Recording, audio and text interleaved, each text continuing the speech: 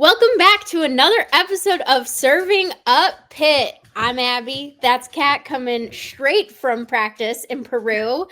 This week we've got a lot to talk about the Pitt volleyball roller coaster kind of a weekend, a tough loss to Miami, sweeping Florida State, but Dockmar Mauritz goes out. And, when you look into this weekend, Pitt has big rival Louisville on Sunday. So we're going to break down just about all of it to an extent, as much as possible, and just see how this team is going to react this weekend. So let's go ahead and serve up some Pitt volleyball.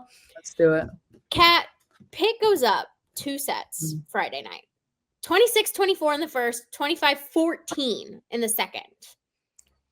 Yeah. And then they get reverse swept. What did you what give us the mindset of a player when you go up 2 sets like the fashion that they did? I mean, going up 2 sets it feels like you're 90% of the way there, like winning the first 2. Actually, you know what? I'm going to restart that because winning the first 2 is easy. It's the last set. Winning is the hardest, whether it's a third, fourth, or fifth,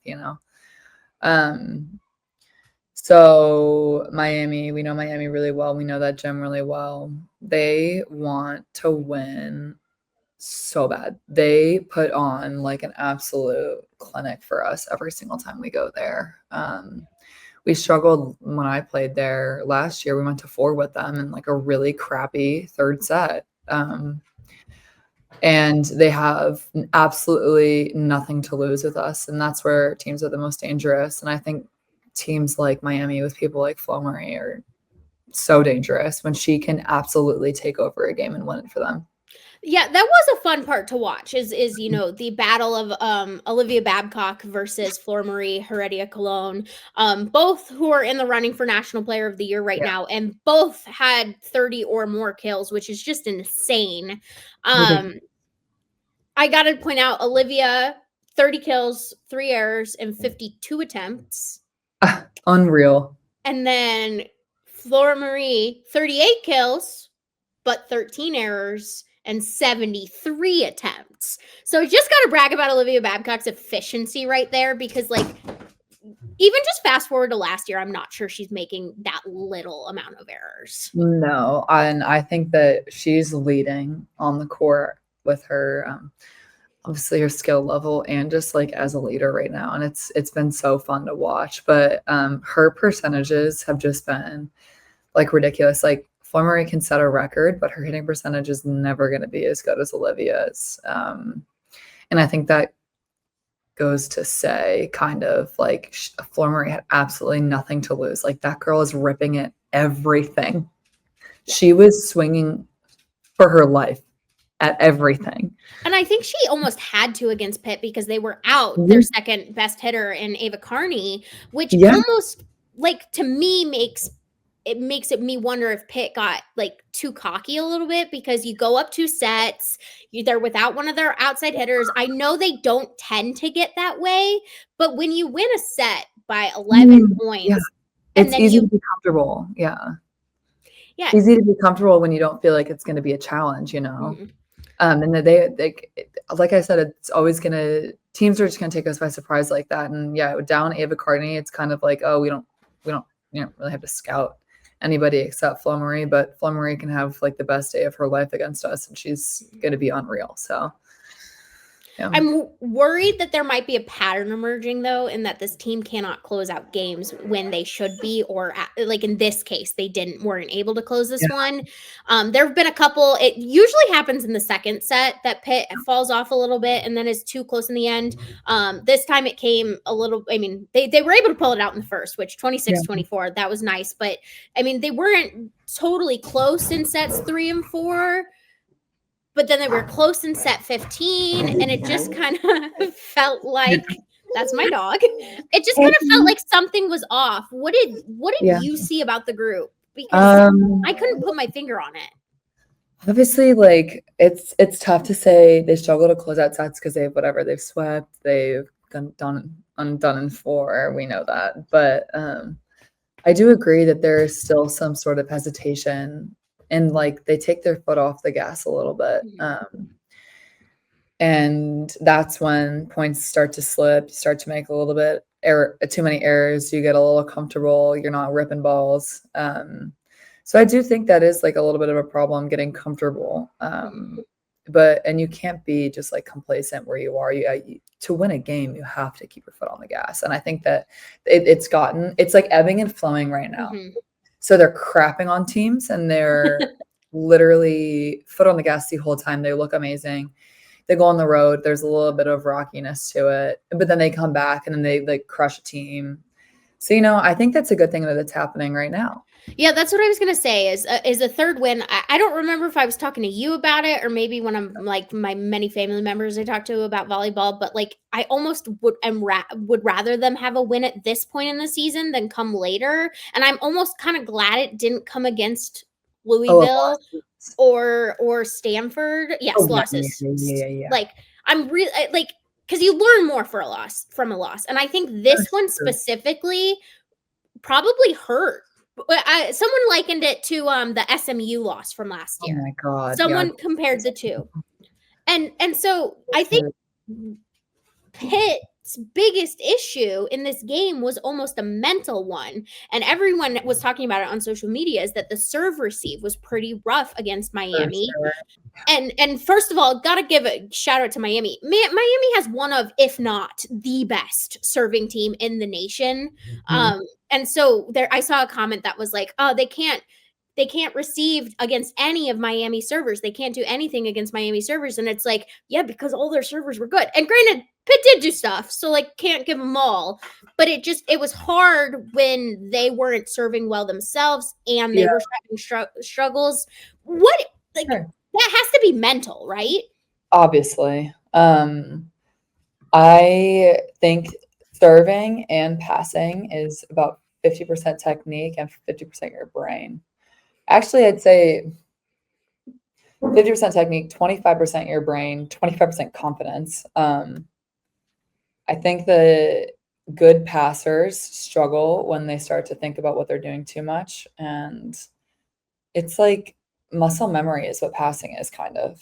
Like you just kind of got to let your body do the thing. And I know for me personally that if I have one like bad pass right in the beginning of the game, I start to think about it a lot. And I'm like, oh my gosh, what am I doing wrong? I need to change my technique. Like I need to stand up, like da-da-da. That's when it all starts to go a little bit south. And I know that these girls we do reps, we do passing reps so much every single day. I know it's not technique. I know it's not skill. I know every single one of them can pass. We know that Dagmar is obviously one of the best passers. Blair's passing well. Emery's passing well. I mean, we have DS is in. It's not skill. It's just when you start to feel your mental like side slip a little bit, that's when the passing starts to slip more. Go ahead.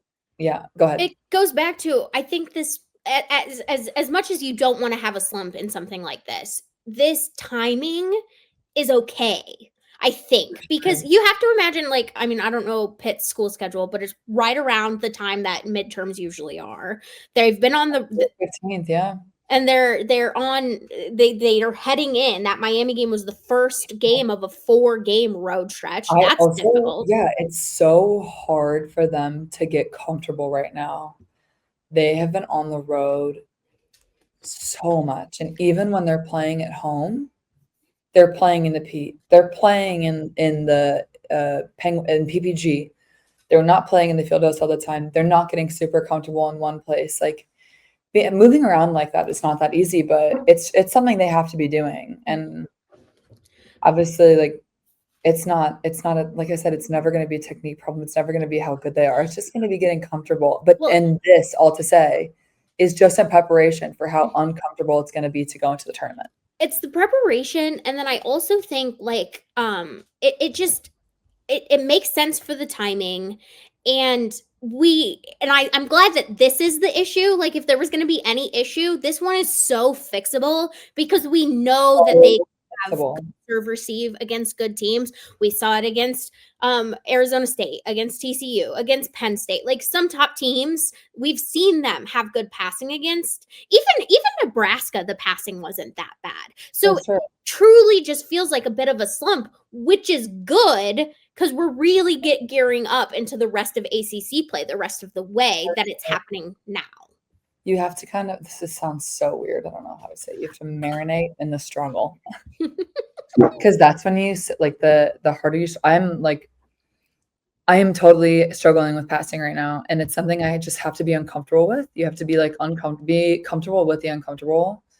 And then once you like find out that you're comfortable again, it's the whole thing. And you just feel totally normal. And like, that's exactly what needs to happen with them. And everything will feel normal for them soon, I guess. But yeah. I like this like hard path they're taking. Yeah. Well, and that's what I was like, we'll get into this a little bit down the line, but like there's been a lot of talk about seeding, and it's just like challenge. Like, I'm glad that they're challenging themselves now, because maybe this is just my impression of last season's team, but it didn't feel like you guys had a challenge until you were in the final, or maybe Oregon and then the Final Four. But like, there wasn't a lot of battling that had to be done until it was too late. For sure. And seeding, I mean, like, it would be amazing. It's always better to play at home twice. Yes. Obviously, like, that's what you want. You want the main draw, but it's really not that big of a deal. And being a 1 seed, you play, like, I'm sorry, arguably some of the worst teams in NCAA, like, and all of ACC has been so good. I even think that like teams who we used to just like crap on, like Virginia Tech and Virginia, and I'm not even sure who else, like they all look pretty good this year. So playing like a really crappy team in the beginning of the tournament for the first round is never fun. So even, I just don't even think the seeding really matters right now. And we'll talk a little bit about that more, but something I do want to talk about is Dockmar Maritz goes down at the end of the second set against Florida State, doesn't play in the third set. I kind of got the vibe that it was, we don't need her. We're on a really good track. Let's get Sophie Gregoire and Marina Pizzelle some reps. Yeah. I did hear that she sprained her ankle and that her status is currently unknown, which isn't great. However, they built up and added so many outside hitters for a reason. And now this is the moment for not only Sophia Gregoire and Marina Pizzelle to step up, but Blair Bayless has to step up too. Sure. And it'll be interesting to see, like, I don't know if Dockmar's going to play this weekend, but if she doesn't, like, this is almost one of those opportunities where it's like handed to you on a silver platter, show what you're made of. Well, exactly. And Blair is a great back row player. Her back row attacking is absolutely disgusting, and I'd love to see more of that. So I think that having her play 6 rotations could be really exciting. Super quick, great defender. They did have her in the third set playing 6 rotations, which was, like you said, that back row attack. I feel like a lot of people talk about Olivia's back row attack, but Blair's we haven't been using the outsides, yeah. And and Marina and Sophie obviously are very capable. Sophie, coming from the Pac-12 when it was the Pac-12, has played against some really good opponents, and she's so strong, and she's just like such a physical attacker. I loved playing with her. She always wants to get better, and I think this is a good opportunity for her. But on the other hand, Marina, who's super crafty and spends a lot of time around older players with the VNL, she knows what she's going up against, and I think she brings like an aspect of calmness. Her and Dockmar are two of the calmest players. You could tell. Yeah, for sure. So I'm excited to see what the two, like either Marina or Sophie, or even if Dockmar plays again, I'm excited to see what they're going to do this weekend against Louisville. I am glad that they have Notre Dame first, because if Dockmar isn't playing this weekend, the reps that Sophie and or Marina are going to get against Notre Dame are going to be so helpful in getting them comfortable. Not only them comfortable, but I have to imagine it's a little bit of an adjustment for a setter like Brooke, or not just like Brooke, but a setter in general. You have the rotation down at that point when Dockmar's in, and now it's easy, like in the grand scheme of things, to add in another person, but they're little things. For sure, yeah. I think that a lot of people, it's okay adjusting to a new outside, because the outsides take whatever it is, like 25% of the touches. it's like the setters and the outsides are always touching the ball in the play somehow. Adjusting to like having a new outside in the game is going to be like a good practice for everybody, not only just like the two new pins that could be playing too. I also am just excited to see like a little bit more of Marina and Sophie because I feel like we've gotten really good glimpses of what they can be. We just haven't, the consistency hasn't quite been there yet. But I mean, I love when Marina goes out and gets an ace. Like she is a solid server. I've seen her back row really well, and we've seen her hit really well too. And we know she's a good passer. Yes. And we know she has something to add in the back row nonetheless. So, which helps with serve receive. Exactly. There's just opportunities everywhere right now. I think that they're looking really good this early in the season with how many new players or how many people they've replaced. Well, and I think that's what people like tend to forget is yes, we have this high expectation of Pitt volleyball, but like this team is brand new.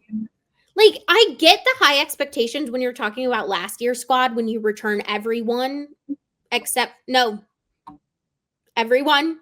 I mean, Bree, Ryla, you returned. Ryla and Bree entered the lineup, but not really. And so it's like, it's frustrating to watch some fans like try and compare the two because you can't compare the two. And it's almost why I've been like when I talk about rankings and seeding with people, I always bring up the 2023 squad who lost four games in the regular season. That was arguably one of the best years of Pitt volleyball ever. Mm-hmm. So, and I like comparing it to that because there were struggles, but those struggles helped you get to the Final Four, and I could see that being this path. Now you got to get through Louisville because Pitt is currently in second place. Louisville is undefeated, and there's still a path for Pitt to win the ACC. So and then that path really opens up a little bit depending on what happens on Sunday. So Pitt and Louisville play at 1 p.m. Eastern time at Louisville, but not at KFC Center where the Final Four was, and not at Freedom Hall, Assembly Hall. I can't remember which one.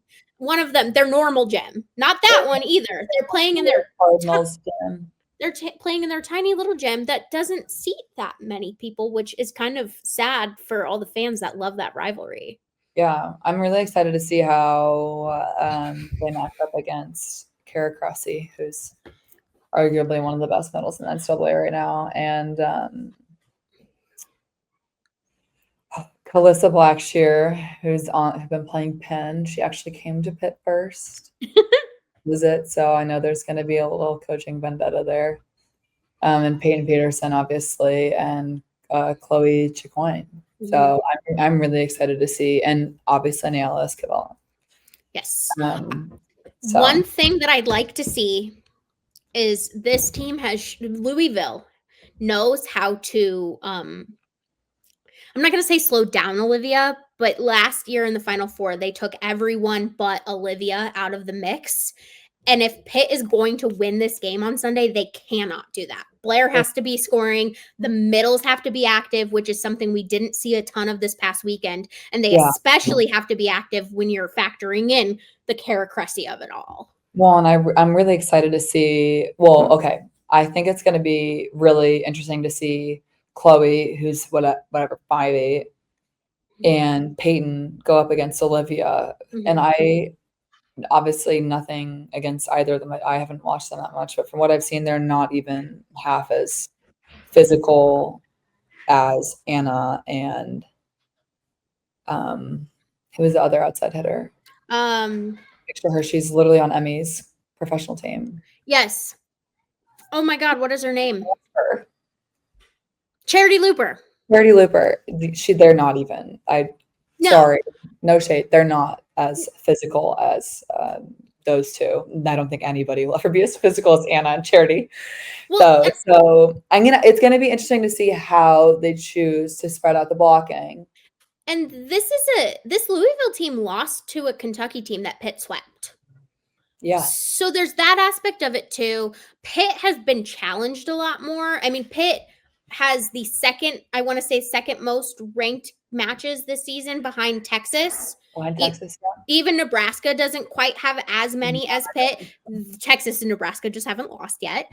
And so I'm really intrigued to see like are, the two powerhouses of the ACC. Even if Stanford and SMU and Miami are in the mix, historically, it's Louisville and Pitt. Louisville and Pittsburgh. Shocker.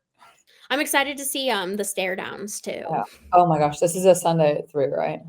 It's Sunday at 1 p.m. Eastern. 1 p.m. Eastern. Yeah, I think that it's going to be new team against new team, but it's still the same rivalry. And it's Dan Meskey instead of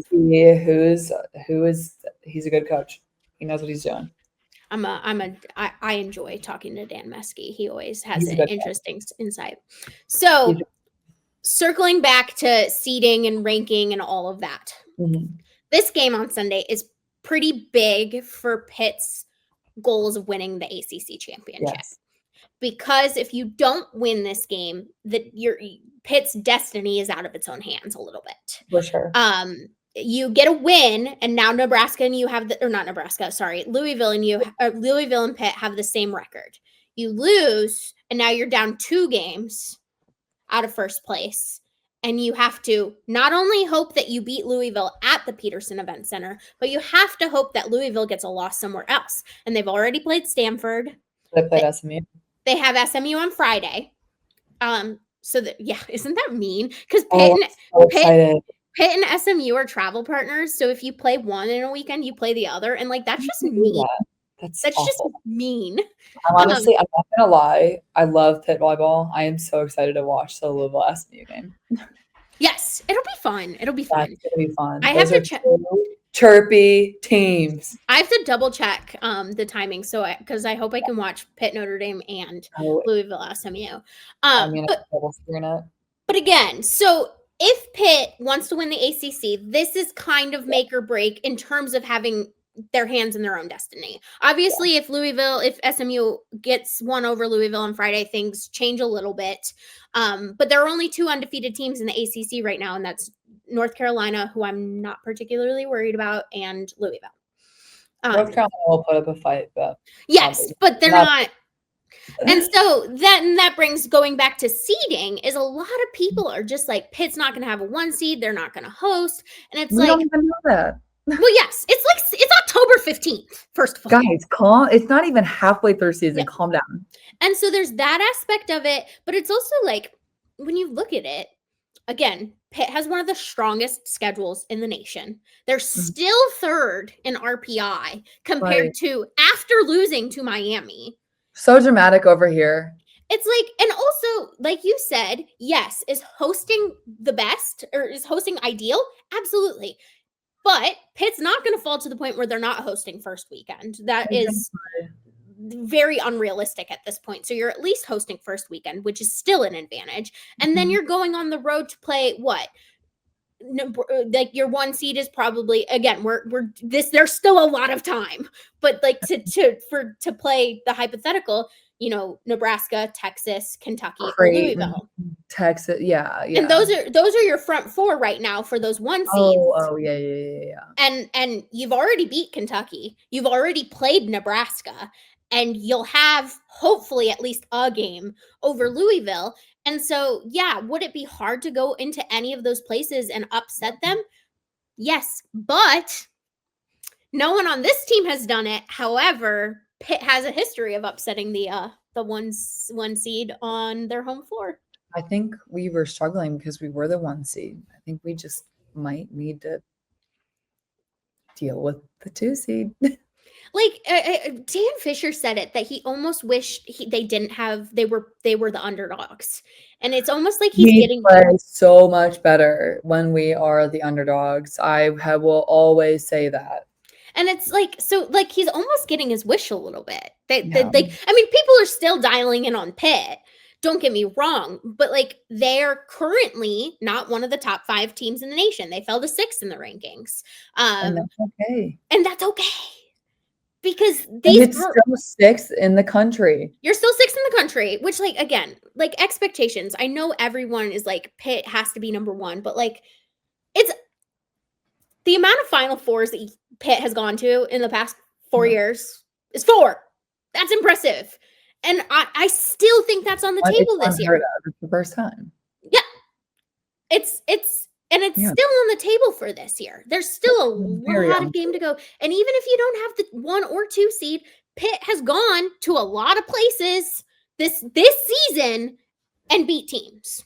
So I'm not worried. I don't think the fans should be worried. Yeah, there are issues, but like knowing Dan Fisher, knowing Olivia Babcock, these issues are going to get fixed very quickly. And with the way that they're like everything looking so promising right now, even in moments of struggle, it's still so impressive to me how versatile every single person on this team is and how resilient they're going to be. And I think that all of these roadies are going to be might be the icing on the cake here.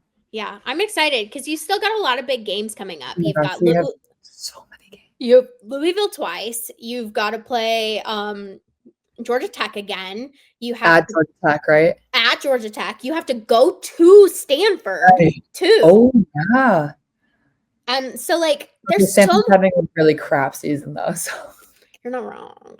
You're not wrong. I have a friend that used to play for Stanford. I probably say this every week on the podcast. But I have a friend who used to play for Stanford, and we always talk like about the ACC, and she's always like, I still can't believe we're in the ACC, and it's so funny to me. No, yeah. See, I can't either. But there's so much time left. There's so many good games coming up. Like I wish fans would take a deep breath, enjoy the process, even though it's frustrating at times. Volleyball. Yes. Watch some freaking volleyball. And you know what? That's where we're going to wrap up. Thanks for tuning in. It's going to be a busy weekend for Pitt fans. Not only does volleyball have 2 games, but the football team is a 10.5 favorite, according to our friends at FanDuel, against Syracuse this Saturday. Men's basketball has an exhibition against Providence on Sunday. We're officially in crossover season. Make sure you're following this page. Make sure you're checking out all of our coverage on Post-Gazette.com. Subscribe to everything. You know where to find me. You can reach out to Kat. Watch her volleyball games. They're on YouTube. They're in Spanish, but they're in YouTube. So, but if you know Spanish, thanks so much. Thanks so much for coming, listening today, and we will see you next week.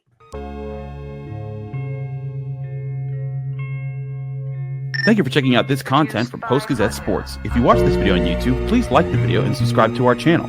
For all of the sports coverage the Post-Gazette has to offer, visit post-gazette.com.